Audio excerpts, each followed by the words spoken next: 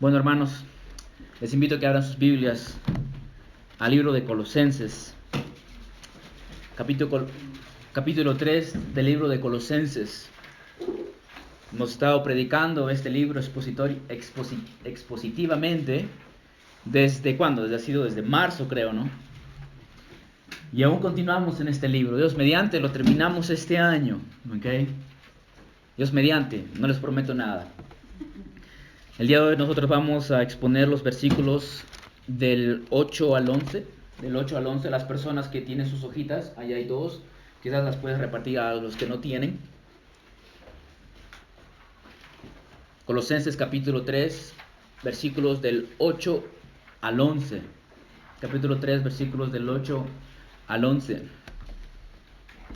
La palabra inerrante, es decir, la palabra que no tiene error de nuestro Señor, nos dice de esta forma: pero ahora desechad también vosotros todas estas cosas: ira, enojo, malicia, maledicencia, lenguaje soez de vuestra boca. Versículo 9: ni mintáis los unos a los otros, puesto que habéis desechado al viejo hombre con sus malos hábitos, y os habéis vestido del nuevo hombre, el cual se va renovando hacia un verdadero conocimiento, conforme a la imagen de aquel que lo creó. Versículo 11: una renovación en la cual no hay distinción entre griego y judío, circunciso e incircunciso, bárbaro, escita, esclavo o libre, sino que Cristo es todo y en todos. Hay muchas cosas en este mundo que nos muestran, que tienen la capacidad de mostrarnos realidades espirituales. Hay cosas que nosotros hacemos en este mundo que nos pueden mostrar realidades espirituales. Por ejemplo, el comer y el beber. ¿Alguna vez se han puesto a preguntar, alguna vez se han preguntado por qué comemos y bebemos todos los días? Y esto, hermanos, nos muestra una realidad espiritual. Que así como nuestro cuerpo se alimenta todos los días, nuestra alma también debe ser alimentada con la palabra del Señor. El matrimonio también, por ejemplo, nos puede mostrar una realidad espiritual. Nos habla acerca del matrimonio entre Cristo y su iglesia. Así como Cristo amó a la iglesia y se entregó por ella, de la misma forma, los esposos están llamados a amar a sus esposas. El amor de un padre. El amor de un padre nos muestra a una escala bien pequeña acerca del amor de nuestro Padre, Dios. Y también la vestimenta, hermanos. La vestimenta tiene la capacidad de mostrarnos realidades espirituales. La gran mayoría de personas aquí probablemente se cambian de ropa quizás todos los días.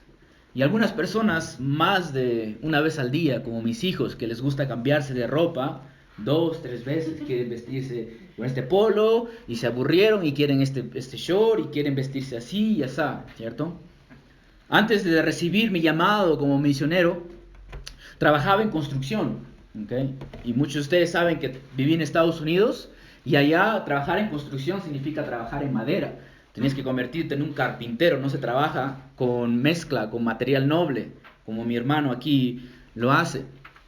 Entonces, cuando nosotros trabajábamos allá, y esto no era un trabajo de oficina, lo único que yo deseaba, hermanos, era llegar a casa y cambiarme de ropa, porque estaba sucia la ropa, especialmente en los tiempos de verano. Junio, julio y agosto, el sol era insoportable y hacía que uno sudara bastante. Y lo único que quería al final del trabajo era llegar a casa, darme un baño y cambiarme de ropa. ¿Okay? Antes de la caída, el hombre no tenía la necesidad de vestirse, ¿cierto? Pero sin embargo, después de la caída, ¿qué es lo que Adán y Eva hacen?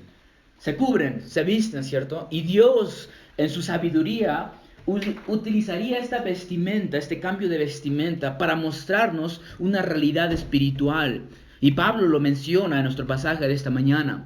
Antes de exponer nuestro pasaje de esta mañana, déjenme recordarles, porque nosotros hemos dado un pause a nuestro estudio. ¿Se acuerdan que hace 2 semanas hicimos 2 tópicos? Hablamos de 2 temas diferentes. Así que déjenme recordarles ¿en qué hemos estado predicando? Empezamos en el capítulo 3, ¿se acuerdan? En el capítulo 3, Pablo les recuerda a los colosenses que ellos han resucitado con Cristo. ¿Y porque han resucitado? ¿Qué deben de hacer? Buscar las cosas de arriba, ¿cierto? No de las de la tierra.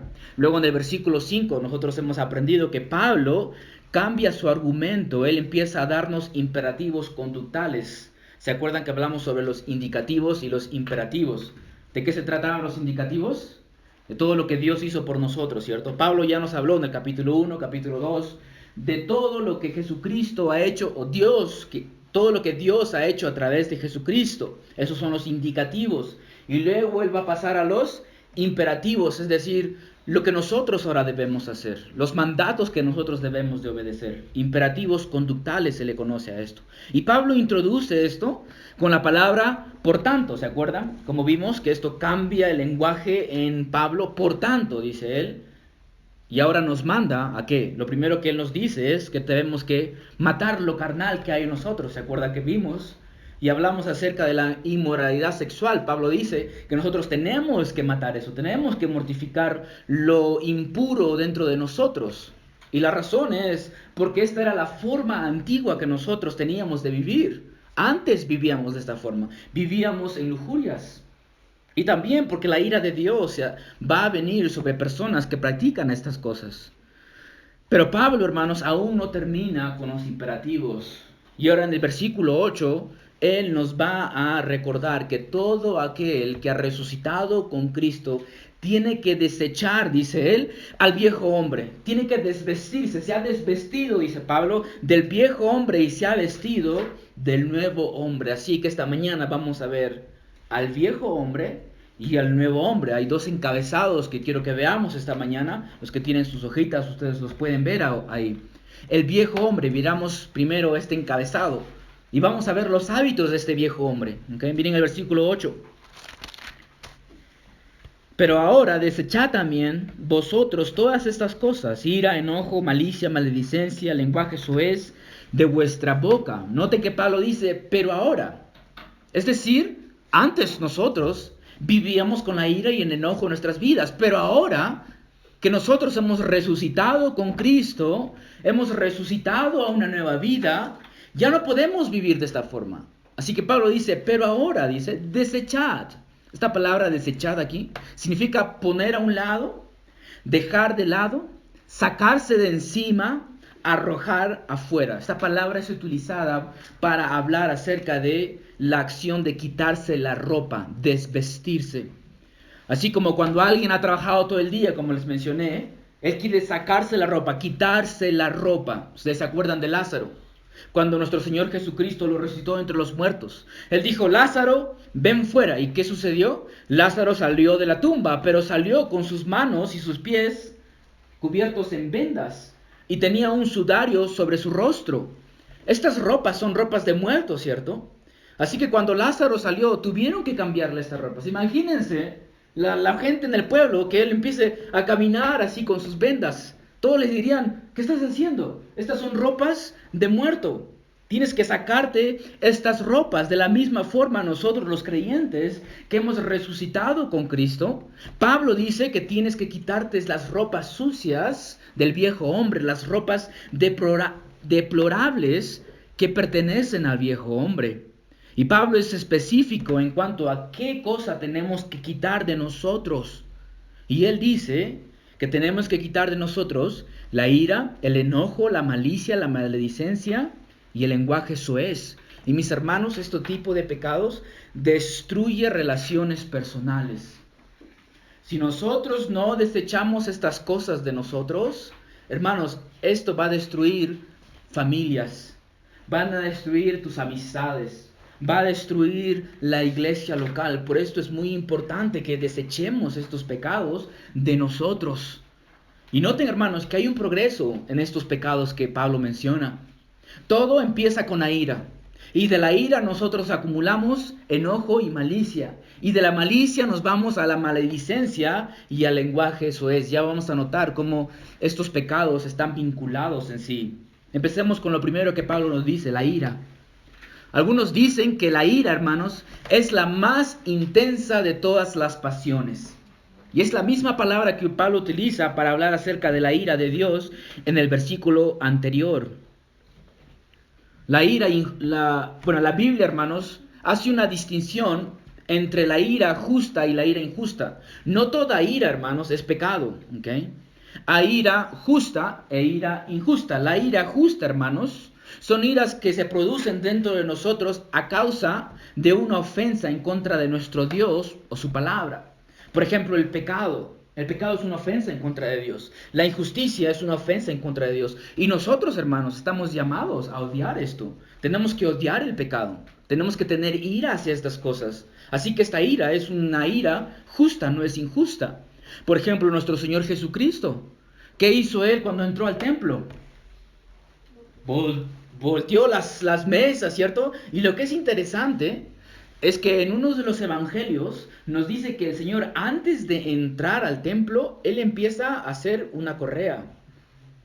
Y después de haber formado esta correa, Él entra y empieza a castigar a las personas. Se tomó el tiempo nuestro Señor. Nuestro Señor no explotó en enojo, sino que Él estaba calmado y empezó a trenzar algo, ¿cierto? Para entrar al templo y darle a estas personas. ¿Por qué? Porque estaban haciendo algo en contra de su Dios. Estaban bloqueando la adoración en el templo. Así que nuestro Señor no pecó al sentirse indignado. Nosotros estamos llamados a sentir la misma indignación hacia el pecado. Por ejemplo, Efesios 4, del 26 al 27. Airaos, es decir, enójense o sientan ira, pero no pequéis. No se ponga el sol sobre vuestro enojo, ni deis oportunidad al diablo. Entonces, hermanos, hasta cierto punto nosotros podemos sentir una ira injusta, pero solamente hacia el pecado y la injusticia. Pero obviamente que Pablo aquí está hablando de una ira injusta, de una ira pecaminosa, ¿cierto? Robert Jones, un pastor, escribió un libro llamado Desarraigando la ira, y él escribió esto acerca de la ira. Escuchen esto. La ira es un problema universal, dice él. Prevalece en todas las culturas, experimentado por cada generación. Nadie está aislado de su presencia ni inmune a su veneno. Impregna a cada persona y estropea nuestras relaciones más íntimas. La ira es una parte dada de nuestro tejido humano caído. Tristemente esto es verdad, inclusive en nuestros hogares cristianos y también en las iglesias. La ira, hermanos, está presente en cada ser humano. Ninguno de ustedes ni yo estamos libres de este problema.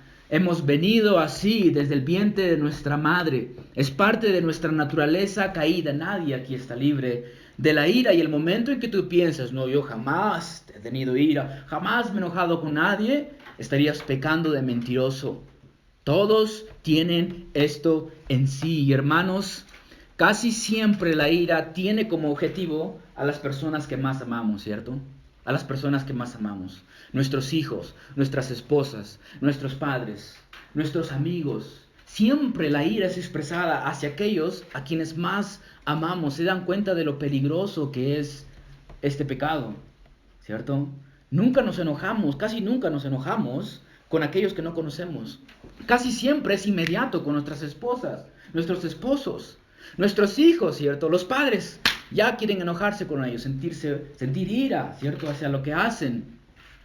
Así que se dan cuenta, hermanos, de lo peligroso que es esto. La ira no debe de tener lugar en nuestras vidas. Nosotros tenemos que ser como Dios en este aspecto. Tardo para la ira, ¿cierto? Tardo para la ira, porque la ira del hombre, hermanos, no produce la justicia de Dios. Así que, si tienes este problema, deséchalo de ti. Sácalo de ti, arráncalo de ti, desvístete de esto. Lo siguiente que Pablo nos muestra es el enojo. Ahora, ¿qué se diferencia el enojo de la ira? Mientras que la ira, hermanos, es una actitud permanente, la ira es una actitud permanente, el enojo son arranques y explosiones de ira. Entonces la ira es algo permanente en nosotros, que ya venimos así desde el vientre. Pero el enojo es un arranque de ira. ¿Ustedes han visto a alguna persona cuando tiene esos arranques de enojo y te quiere agredir y te quiere insultar? Esto es el enojo, hermanos.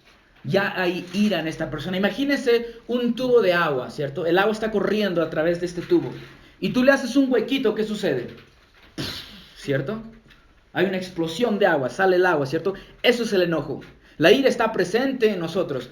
Y cualquier oportunidad, ¡pim!, te hago y ¡pum!, te enojaste. Desataste, ¿cierto? Arrancaste en enojo. El diccionario expositivo Vine dice esto acerca del enojo. El enojo indica una condición más agitada de los sentimientos, una explosión de ira debido a la indignación interna, mientras que la ira sugiere una condición más fija, permanente en la mente. Entonces la ira es algo que es permanente en nosotros, mientras que el enojo es esos arranques que nos dan, ¿cierto? El enojo puede ser comparado también al fuego en la paja. ¿Alguna vez has puesto paja en un fuego? ¿Qué es lo que sucede? Y luego se para, ¿cierto? Se quema todo y luego desaparece. Eso es el enojo, hermanos. Es ese arranque. Y después de unos cuantos minutos o segundos, la persona se calma. Esto es el enojo.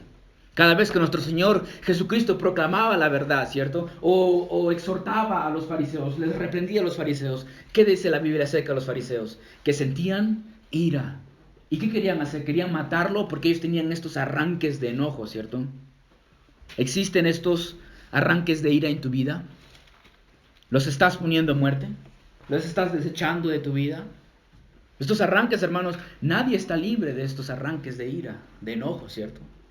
Y mis hermanos, son estos arranques los que llevan a muchas personas a agredir a otras, inclusive a matarlas. Mi esposa estaba leyendo un libro acerca de la ira, y en este libro se contaba cómo un rey mató a su mejor amigo porque estaba enojado. Y este rey tenía tanta culpa en sí por haber matado a su mejor amigo, que terminó matándose a él mismo. No podía cargar con la culpa. Pero lo mató en este arranque de ira. No es algo que él deseaba. Y hermanos, nosotros no estamos alejados de ellos. Es gracias a la misericordia del Señor que nosotros no matamos a alguien cuando nos enojamos. Así que hermanos, nosotros no podemos tener estos arranques de enojo. Y nadie está libre de estos arranques de enojo. Lo siguiente que Pablo menciona es la malicia. La malicia es la inclinación o el deseo de la mente a buscar hacer daño a otros, tanto en palabras como en acciones. Entonces la malicia, hermanos, es un deseo en tu corazón de querer hacer daño a la otra persona, insultarle o si no agredirle. Ahora, noten el progreso que hay en estos pecados. La ira lleva a los arranques de enojo. Los arranques de enojo llevan a causar daño o desear causar daño a contra aquellos que nosotros estamos enojados. ¿Alguna vez has sentido el deseo de insultar a alguien o de golpearle porque estás enojado? Eso es la malicia. Es ese deseo en tu corazón de querer destrozar a esa persona porque te ha hecho enojar, ¿cierto? Entonces ahí hay ira, enojo y malicia. Hermanos, tal deseo es parte de nuestra humanidad caída, pero no podemos permitir que esto haya en nosotros. Deséchalo de ti. Esto destruye familias, hermanos. Es muy difícil lidiar con personas que tienen arranques de ira. Y si hay este problema en ti, tienes que empezar a desecharlo. Tienes que empezar a cortarlo. Porque, hermanos, puede entrar a la iglesia. Puede entrar a la iglesia y la iglesia se destruye. Empiezan a haber divisiones dentro de la iglesia. Así que tenemos que desechar la malicia. Ahora, cuando la ira, el enojo y la malicia están presentes, hermanos, esto nos lleva a la maledicencia. La maledicencia. ¿Qué es la maledicencia? Maledicencia significa calumniar, difamar, hablar mal de alguien. Hablar mal de alguien. Y hermanos, ¿quién es aquel que calumnia? ¿Quién es aquel que difama? Satanás, ¿cierto? Así que practicar la maledicencia es imitar a Satanás. Él es el que acusa a los creyentes. Él es el que calumnia. Él es el que habla mal de los santos, ¿cierto? Las calumnias son siempre, hermanos, una señal de un corazón que tiene ira. Quizás no lo veamos de esta forma, pero cuando una persona va a calumniar con el vecino acerca de otra persona es porque tiene ira en su corazón. Siempre es así. Nadie va a hablar mal o calumniar a una persona cuando lo ama, ¿cierto? Es todo lo contrario. Cuando sientes rencor, ira hacia esa persona. Y hermanos, otra vez, esto no puede ser parte de la actitud de los hijos de Dios. Esto es la actitud de los hijos de Satanás. No podemos estar calumniando a otras personas. Cuando lo hacemos, estamos imitando a Satanás. O imitas a Satanás o imitas a Dios. Lo quinto que Pablo nos menciona es el lenguaje soez. Y esto se refiere a palabras repulsivas, palabras desagradables, despreciativas, con el propósito de herir a la otra persona. La diferencia con las calumnias y el lenguaje soez es que las calumnias, hermanos, tú quizás nunca llegues a saber que alguien te calumnió porque lo hizo a tus espaldas. Mientras que el lenguaje soez es algo que se dice delante de la persona. Ya no te interesa. Lo dices delante de la persona. Lo empiezas a insultar porque estás enojado, estás lleno de ira. No te importa si te escucha o no. Así que el lenguaje soez ya es un paso mucho más lejos que la calumnia. Entonces se dan cuenta del progreso aquí. Estos pecados, hermanos, son cometidos, dice Pablo, con nuestra boca. Ahí al final del versículo 8 dice, de vuestra boca, lenguaje soez, de vuestra boca. Por eso es muy importante saber dominar nuestra lengua. Algo que nos puede ayudar bastante, hermanos, es dominar la lengua. Saber callar la boca para no llegar a ofender a otros hermanos. Santiago 3:6 dice esto. Y la lengua es un fuego, un mundo de iniquidad. La lengua está puesta entre nuestros miembros, la cual contamina todo el cuerpo. Es encendida por el infierno e inflama el curso de nuestras vidas. En el versículo 9 y 10 dice Santiago, con ella bendecimos a nuestro Señor y Padre, y con ella maldecimos a los hombres que han sido creados a la imagen de Dios. De la misma boca proceden bendición y maldición. Hermanos míos, esto no debe ser así. Y utilizo las mismas palabras de Santiago. Hermanos míos, esto no debe ser así en nuestra iglesia local. No puede haber calumnias, lenguaje soez, ira, enojo contra los hermanos. Pero lamentablemente muchas veces nosotros nos excusamos con el pecado de la ira, ¿cierto? ¿Y quién nunca está enojado? Dice. Todo el mundo se ha enojado. Cada vez que vamos a compartir el evangelio al Parque Pino, siempre les digo a la persona, ¿alguna vez te has enojado con algún vecino? Sí, me dicen. ¿Pero quién nunca se ha enojado? Y esto es parte de nosotros, hermanos. Excusar nuestros pecados. Algunos dicen, no estoy enojado, solo estoy un poco molesto. ¿Cierto? Pero en realidad estamos enojados, hay ira dentro de ellos. Estuve preocupado por ti, por eso estoy molesto.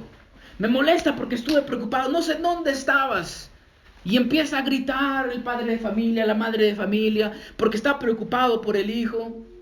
Pero yo digo, pero preocupación y estar enojado son dos cosas diferentes, ¿cierto? Y te das cuenta cómo nosotros somos capaces de excusarnos.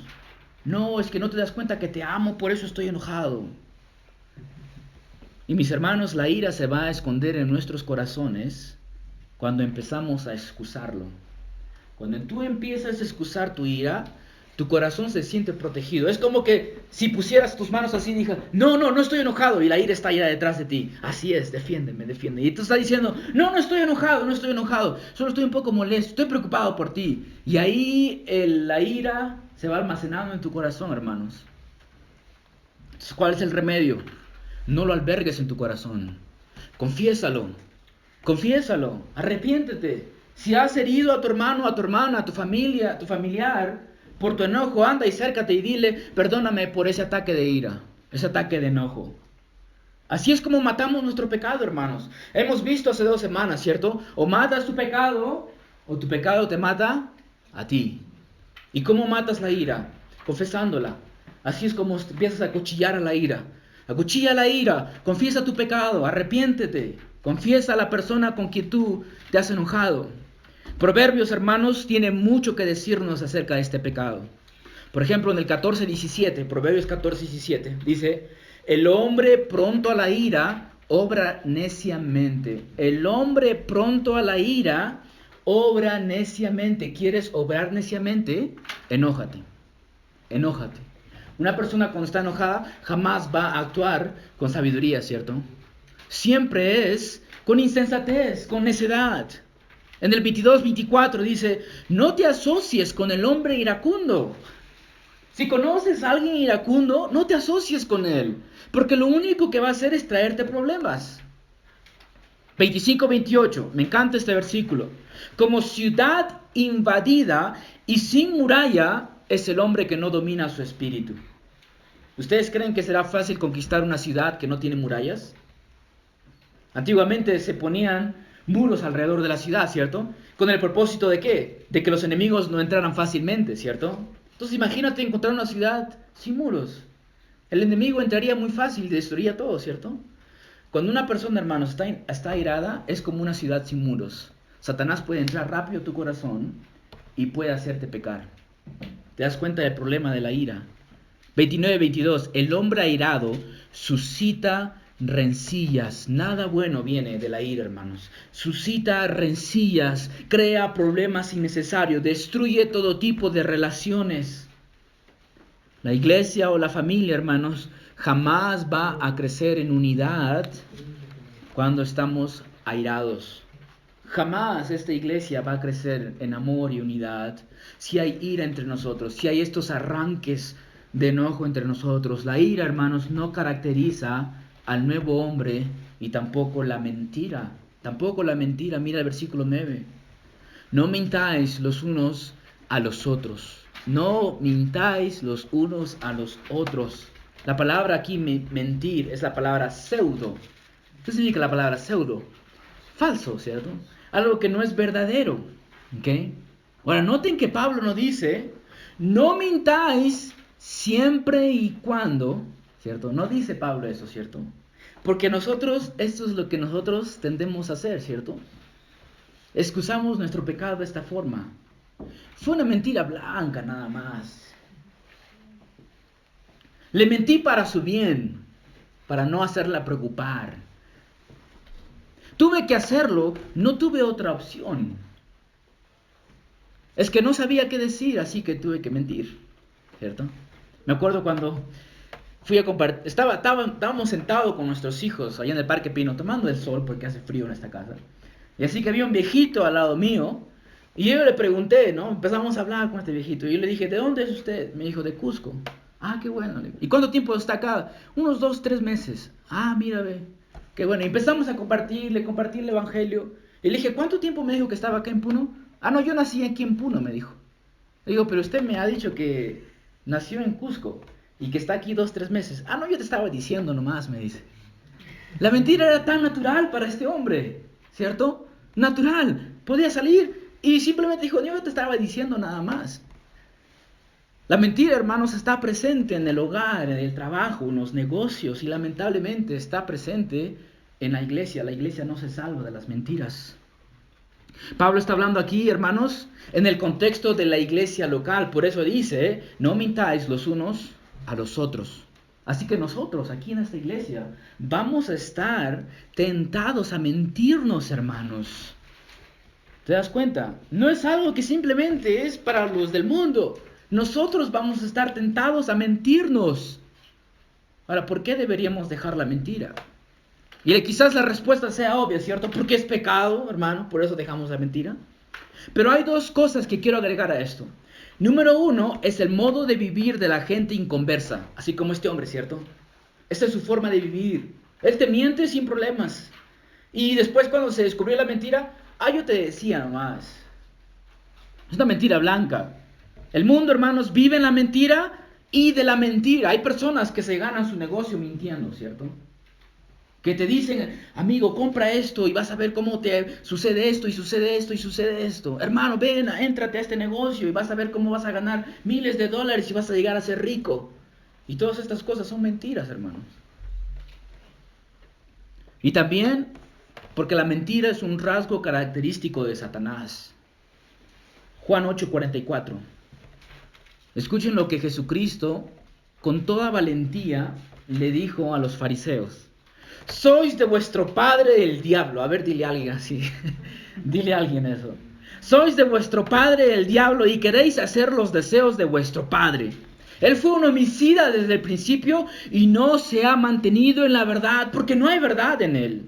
Cuando habla mentira. Habla de su propia naturaleza porque es mentiroso y el padre de la mentira. Hermanos, practicar el pecado de la mentira es propio de los hijos de Satanás. Es propio de Satanás. Cuando nosotros mentimos, estamos actuando como Satanás. Satanás es el padre de la mentira. Los hijos de Satanás, dice Romanos 1:8, restringen la verdad. Es decir, no desean la verdad, no quieren la verdad, no quieren escucharla, la apartan de sí mismo. Y en el capítulo 1:25 de Romanos 1, dice, cambiaron la verdad de Dios por la mentira. Esto es lo que el mundo hace, esto es lo que el incrédulo hace. Él cambia la verdad de Dios por su propia mentira. Entonces, hermanos, la mentira no debe de tener lugar en los hijos de Dios. Porque el Padre nuestro, hermanos, es el Padre de la verdad. ¿Y qué es la iglesia? El sostén, o columna y sostén de la verdad. Aquí, hermanos, más que en cualquier otra parte, debe de reinar la verdad. Aquí, más que en cualquier otra parte, no debe de existir la mentira, porque somos columna y sostén de la verdad. Pero una vez más, vamos a estar tentados a mentirnos los unos a los otros. ¿Y cómo podemos hacer esto entre los hermanos? Quizás cuando alguien te pregunte, hermano, ¿cómo te va en tu caminar espiritual? Muy bien, hermano, todos mis pecados matados, leo mi Biblia todos los días, oro todos los días. Gloria a Dios, ¿cierto? Cuando en realidad quizás no es esto la verdad. Estiras la verdad, ¿cierto? Para que nadie te juzgue y nadie te diga que estás mal en tu vida. Y sientes la necesidad de mentir. Quieres hacerte ver como una persona piadosa ante tus hermanos y tienes que mentir. O tienes que, si te preguntan quizás, hermano, ¿cómo te va en la familia, en el hogar? Todo bien, hermano, nunca me enojo, todo bien, gloria a Dios. Cuando quizás esto es mentira. Y mis hermanos, esta es la gran tentación de nuestras vidas. Es decir respuestas a preguntas para que los hermanos piensen bien de nosotros. Para que vean que somos realmente cristianos. Es tú, hermano. Hay problemas en tu vida, hay tentaciones en tus vidas. Pecado, la ira, el enojo. Pecados sexuales, la lujuria. Confiésalo. Confiésalo, hermanos. Tienen que desvestirse de estas ropas. Las escrituras son claras, hermanos. El creyente no practica la mentira. El creyente no practica la mentira. Puesto que habéis desechado al viejo hombre, dice Pablo, con sus malos hábitos. Noten esa palabra, porque habéis desechado al viejo hombre. Esta palabra señala una transición que ya es un hecho. Es decir, que todo el creyente ya se ha desechado del viejo hombre. No es algo que estás por hacer, no es algo progresivo, es algo que ya lo hiciste. Ya has desechado al viejo hombre, dice, con sus malos hábitos. La fornicación, la impureza, las pasiones, los malos deseos, la avaricia, la ira, el enojo, la malicia, la maledicencia, el lenguaje soez, la mentira, hermanos. Todas estas cosas eran hábitos del viejo hombre, costumbres del viejo hombre, lo que él amaba hacer. Pero todo creyente, dice Pablo, se ha desvestido de ese viejo hombre con todas sus vestimentas. Pero sin embargo, aún nosotros seguimos siendo influenciados por nuestra carne. A nuestros ojos les gusta verse con estas ropas viejas. Aún nosotros somos influenciados por este mundo. Aún vivimos en un cuerpo caído. Así que Pablo, hermanos, nos recuerda que algo tomó lugar en nuestras vidas. Ustedes se han cambiado de ropa. Hermanos, ustedes, los que han puesto su fe en Cristo, ustedes se han cambiado de ropa, tienen una ropa mucho más bonita, antes eran andrajosos y mendigos, pero se han cambiado de ropa. ¿Por qué debemos desvestirnos del pecado, hermanos? Porque hemos sido cambiados al nuevo hombre. Nos hemos quitado las viejas vestimentas. Y todos ustedes, hermanos, que han puesto su fe, se han quitado esas ropas. ¿Por qué ponerse otra vez la ropa sucia? Imagínense que yo llegue a mi casa después de trabajar y quiera ponerme esta misma ropa. Después de bañarme quiera ponerme la misma ropa. No va, ¿cierto? Entonces desvistámonos, hermanos, de las ropas del viejo hombre. Este es el viejo hombre, estos son sus hábitos, la ira, el enojo. Pero Pablo nos habla también del nuevo hombre. Del nuevo hombre. Así que veamos el segundo encabezado, el nuevo hombre. Vamos a ver la vestimenta de este nuevo hombre. Versículo 10. Y os habéis vestido, dice Pablo, del nuevo hombre. Otra vez la misma palabra, habéis, significa que esto ya tomó lugar en nuestras vidas, ¿cierto? El creyente se desvistió del viejo hombre para vestirse del nuevo hombre. Ahora, ¿a qué se refiere Pablo con el viejo hombre y el nuevo hombre? ¿A qué se refiere Pablo con esto? Y creo que en el versículo 10, un poco más abajo, miren lo que dice el versículo 10. Pongan sus ojos en el versículo 10. Miren al final, dice, hacia un verdadero conocimiento conforme a la imagen de aquel que lo creó. ¿Ok? Eso significa, hermanos, que Dios creó una imagen y este hombre se está renovando a esa imagen creada por Dios. La imagen de Dios. ¿A dónde nos lleva estas palabras? Imagen de Dios.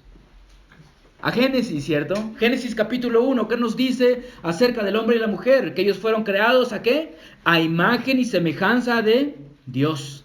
Esta imagen, hermanos, antes de la caída, era perfecta. El hombre representaba perfectamente a Dios, pero ¿qué sucedió? El hombre pecó. Esta imagen no desapareció, sino que se distorsionó, se deformó. Una imagen horrible ahora. Y esta es la imagen que todos los que descienden de Adán tienen. Es decir, ustedes, amigos míos, y yo, todos nosotros descendemos de Adán, no del mono. Porque descendemos de Adán, nosotros hemos heredado la imagen distorsionada ¿de quién? De Dios. La imagen distorsionada de Dios la hemos heredado gracias a Adán.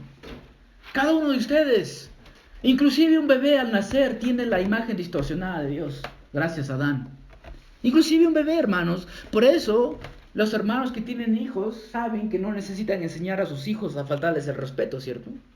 No necesito enseñarle a mis 2 hijos que me honren o que no me mientan. Ellos lo van a hacer porque ellos tienen esta imagen distorsionada.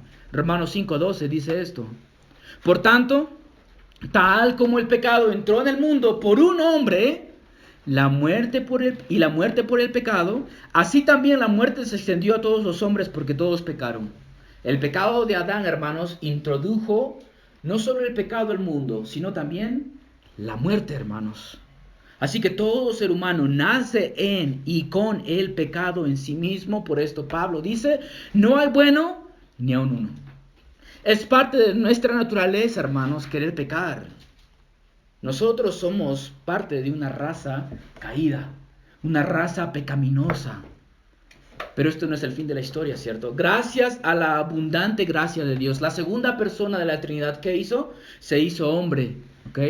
Se hizo hombre, se encarnó para que a través de su muerte y su resurrección Él pueda arreglar el problema del hombre. Así que es gracias a la obra redentora de Jesucristo que la imagen distorsionada que le damos de Adán se renueva. Cristo, hermanos, crea una nueva humanidad. Nosotros somos parte de la nueva creación, la nueva humanidad. Fuimos salvos para ser transformados a la imagen de Dios. Él es el nuevo hombre. Él es el que representa a Dios perfectamente. Y nosotros al estar unidos a Él nos vestimos de Él. ¿Y quién es este nuevo hombre, hermanos? Jesucristo. Jesucristo es el nuevo hombre. Efesios 2 dice esto. 2 versículo 15. ¿Se acuerdan en el capítulo 2? Cuando Pablo dice que Jesucristo vino ¿a qué? A destruir el muro que separaba a los judíos y a los gentiles, ¿cierto? Él dice que vino a destruirlo, y escuchen lo que dice el versículo 15. Aboliendo en su carne la enemistad, la ley de los mandamientos expresados en ordenanzas, y escucha esto, para crear en sí mismo de los dos un nuevo hombre, estableciendo así la paz. Jesucristo crea de gentil y de judío un nuevo hombre en sí mismo. Noten que Pablo no dice nuevos hombres, ¿cierto? Él no dice que está creando nuevos hombres, sino un solo hombre de todo el mundo, tanto judío como gentil. Un solo hombre. Este hombre, hermanos míos, es Jesucristo. Todos los elegidos y redimidos de Jesucristo tienen a Cristo como su representante. A esto se le conoce como cabeza federal. En la teología, Jesucristo es una cabeza federal, pero también lo es Adán. ¿Ok? Pero los creyentes, hermanos, ya no están en Adán. Adán ya no es nuestro representante. Jesucristo es nuestro representante. Por esto es que el puritano Thomas Goodwin, él dijo esto: solo existen dos tipos de hombres ante los ojos de Dios: Adán y Jesucristo. y de los lomos de estos están suspendidos todos los demás hombres. ¿Entendieron eso, hermanos? Lo que esto significa es esto. O estás en Adán o estás en Cristo. O Adán es tu representante o Cristo es tu representante. O tienes una imagen distorsionada de Dios o la tienes ya renovada en Cristo Jesús. ¿En quién estás, hermano mío? ¿En quién estás, amigo mío? ¿Estás en Adán? Si estás en Adán, aún no eres creyente. Si estás en Jesucristo, ya eres creyente. Así que cuando Pablo habla del viejo hombre, ¿se refiere a quién? A Adán y a la humanidad caída que él representa. Y cuando dice nuevo hombre, se refiere a Jesucristo y a la nueva humanidad que él representa. Por esto Juan Calvino dice esto: el hombre viejo es todo lo que traemos del vientre de nuestra madre y todo lo que somos por naturaleza. Se llama viejo hombre porque primero nacemos en Adán y más tarde nacemos a través de Jesucristo. Así que todo ser humano, hermanos, cuando nacen del vientre de su madre, nacen ya en Adán. Tienen a Adán como su cabeza, su representante. Así que el creyente, hermanos, ya se ha desvestido de ese viejo Adán. Ya no somos parte de esa humanidad caída. Somos ahora parte de la nueva humanidad. Nos hemos vestido ¿de quién? De Jesucristo para poder vencer el pecado. ¿Ok? Cada uno de ustedes, hermanos, que ha depositado su fe en Cristo, se ha vestido de Jesucristo. Se ha vestido de Adán. Y la pregunta es, entonces, hermanos, ¿ya soy perfecto? Porque ya soy como Jesucristo, ¿cierto? La respuesta es, no, aún no. Escucha lo que Pablo dice. Dice que esta imagen se va renovando ¿hacia qué? Hacia un verdadero conocimiento. Esta renovación, hermanos, ¿qué implica? Que hay un proceso, ¿cierto? Que este nuevo hombre, esta nueva imagen está siendo renovada, está siendo procesada. A pesar de que ya nos hemos desvestido del viejo hombre para vivir y para vestirnos del nuevo hombre y vivir en novedad de vida, aún el mundo ejerce sobre nosotros influencia. Ya somos considerados santos. Todos los que han depositado fe en Cristo ya son considerados santos. Son justos. Sin embargo, hermanos, aún están siendo santificados. Ya somos salvos, pero aún estamos siendo salvos. Los teólogos conocen a esto como el ya, pero todavía no.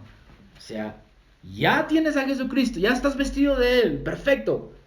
Pero aún no, porque hay una renovación, hay un proceso. Ya eres salvo, pero aún no, aún te falta la última salvación. Estás siendo salvo, ¿me entiendes? Entonces, hermanos, esta nueva imagen se va renovando. Por eso en 2 Corintios 4:16 Pablo dice esto: por tanto, no desfallecemos. Antes bien, aunque nuestro hombre exterior va decayendo, escucha esto, me encanta esto. Sin embargo, nuestro hombre interior se renueva de día en día. Hermanos, el creyente es una criatura extraña. Lo ves por afuera y lo ves ahí arrugadito, como una pasita, viejito. Pero sin embargo, por dentro, ese hombre está renovado mucho más que nosotros. Una persona que está en Cristo, que tiene 60, 70 años, lo ves, ¿no? Ahí su exterior ya está decaído.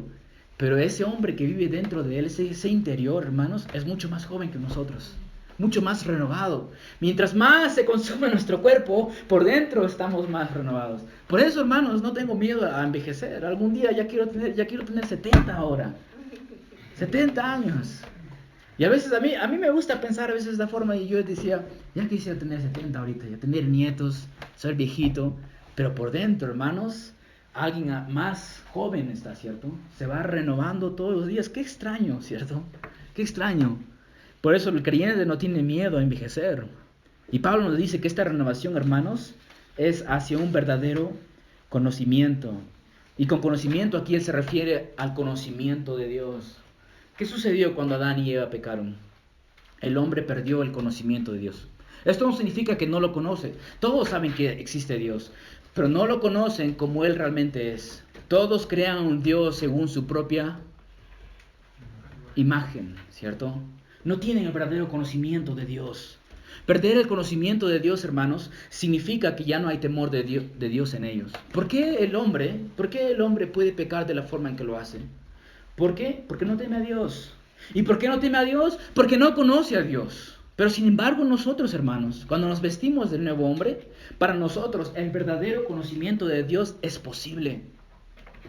Nosotros podemos ahora conocer a Dios de una forma verdadera, hermanos. Podemos andar en sus estatutos, podemos temer a Él.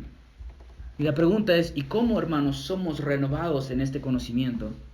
Y la respuesta siempre es solamente una: a través de Cristo. A través de Cristo. ¿Qué es lo que Pablo nos dijo en Colosenses? Que en Cristo están escondidos, ¿qué cosa? Todos los tesoros de la sabiduría y del conocimiento. En Jesucristo, hermanos, nosotros podemos conocer las Escrituras. Cuando nosotros ponemos nuestra fe en Él, ¿qué sucede con nuestros ojos? Se abren. Dime si nunca te ha pasado esto, que antes de ser cristiano leías la Biblia y dices, qué bueno. Pero cuando el Señor te salva, ¿qué sucede? ¿A esto se refería? ¿Esto quiere decir esto? Y es como que todo empieza a tener sentido, ¿cierto? Antes no veías algo y ahora lo puedes ver. Puedes llegar a comprender las Escrituras y, hermanos, allí está esta renovación. Romanos 12, 1 y 2, que dice que somos renovados en nuestra mente a través de conocer las Escrituras. ¿Qué está sucediendo ahora mismo? Estás recibiendo conocimiento. ¿Y qué te está sucediendo a ti? Te estás renovando, te estás dando cuenta que la ira no es bueno, te estás dando cuenta quién es el viejo hombre, te estás dando cuenta que tienes que deshacerte de estas viejas vestiduras. Tu mente se va renovando. Esa imagen empieza a transformarse a la imagen ¿de quién? De Jesucristo. De Jesucristo. Jesucristo, hermanos míos, es la meta de esta imagen. Mira el versículo, al final del versículo 10. Dice, hacia un verdadero conocimiento conforme a la imagen de aquel que lo creó. ¿Quién es la verdadera imagen de Dios? ¿Qué dice Pablo en el capítulo 1, versículo 5 de Colosenses? Dice que Jesucristo es la imagen del Dios invisible. La meta de la renovación, hermanos, es ser como nuestro Creador. La meta de esta renovación es ser como Dios. Y con esto no me refiero a que algún día tú vas a ser Dios Junior, como decía un falso hereje, ¿cierto? No vamos a convertirnos en pequeños dioses. No se refiere a esto Pablo. Jamás vamos a ser como Dios, pero sí algún día nosotros vamos a reflejar quién es Él verdaderamente. Un espejo y una persona. El espejo no es la persona, ¿cierto? El espejo es el reflejo de la persona, pero no es la persona. De la misma forma nosotros, hermanos, algún día vamos a reflejar a Dios perfectamente. Pero ¿quién es la imagen de Dios perfecto ahora? Jesucristo.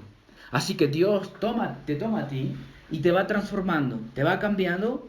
¿Y quién es el patrón? Jesucristo. Es decir, que mira a Jesucristo y te va cambiando con su cincel. Y dice, no, Jesucristo es humilde, tú eres orgulloso, te cambia. Jesucristo es manso, Jesucristo es bueno, mentiras afuera, y te va cambiando, ¿cierto? Y con el tiempo, hermanos, te vas pareciendo más a Él. Vas a llegar a ser más como Él. Romanos 8:29. Porque a los que de antemano conoció, también los predestinó a ser hechos conforme a la imagen de su Hijo, para que a Él sea primogénito entre muchos. Hermanos, la meta es Cristo. La meta de esta renovación es Cristo Jesús. ¿Te pareces a Cristo? ¿Deseas ser como Cristo? ¿Anhelas ser como Él? ¿Odias no ser como Él? Es inevitable para nosotros, hermanos, no llegar a ser como Él. Vamos a ser transformados. Y mis hermanos, no importa, aquí está la buena noticia para todos nosotros, no importa tu raza, tu color de piel, tu color de cabello, tu tamaño, tu estatura, no importan estas cosas, hermanos.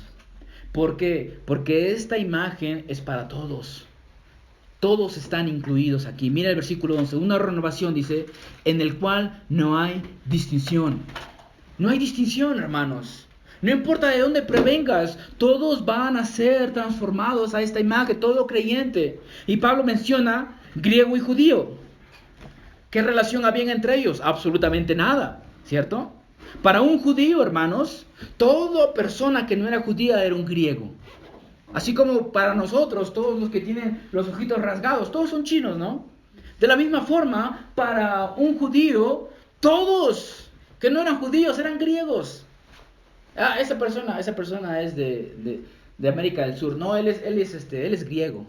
Esa persona, ¿de dónde es? Es de China. No, ese también es griego. Todos son griegos, porque no son gentiles. De esta forma ellos pensaban.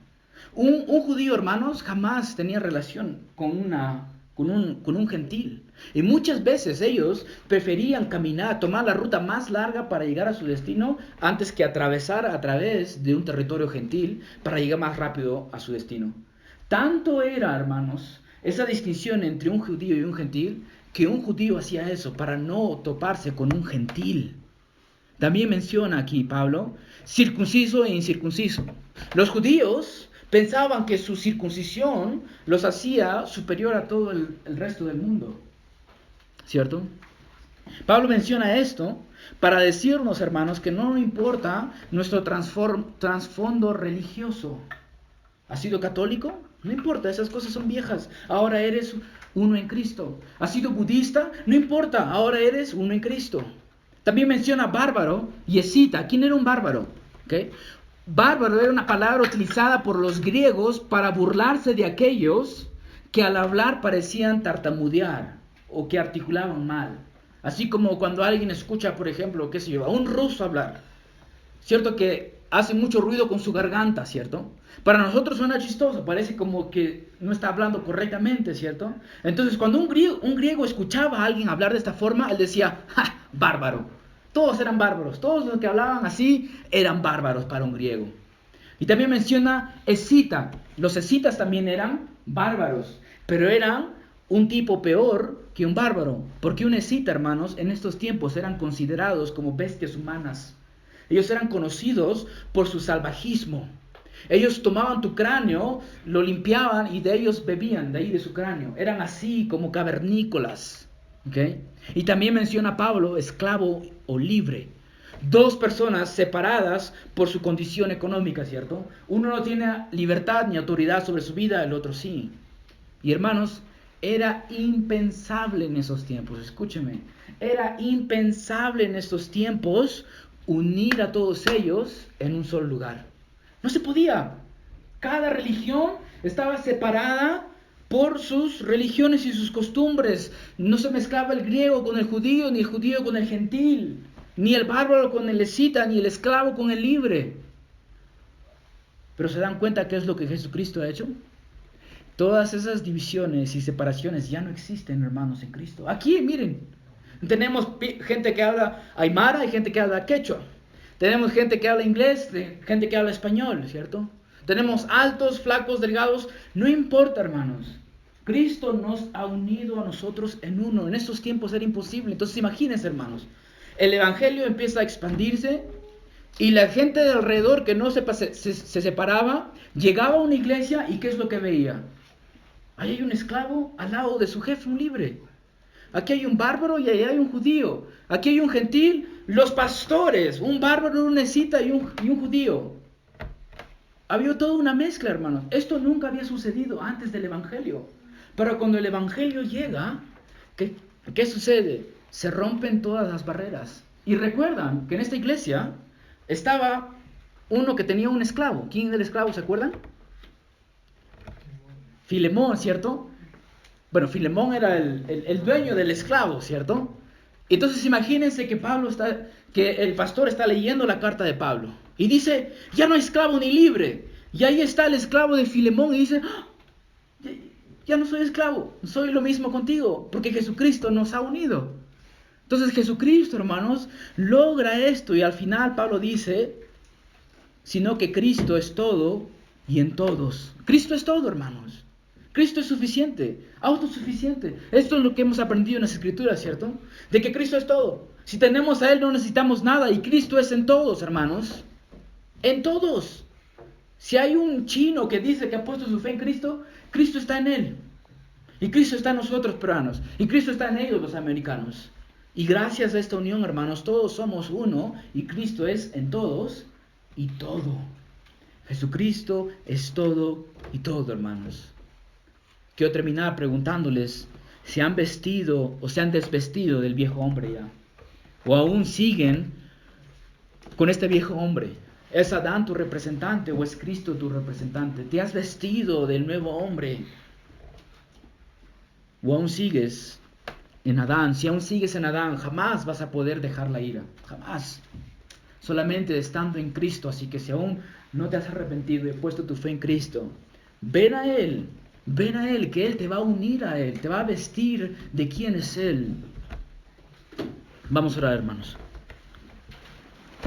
Dios mío, le damos gracias por su amor y su misericordia, porque no hay Dios como usted, porque en Cristo ha unido, Señor, a escitas, bárbaros, peruanos, americanos, chinos, japoneses, sin importar, Señor, de dónde provengan, cuál fue su cultura.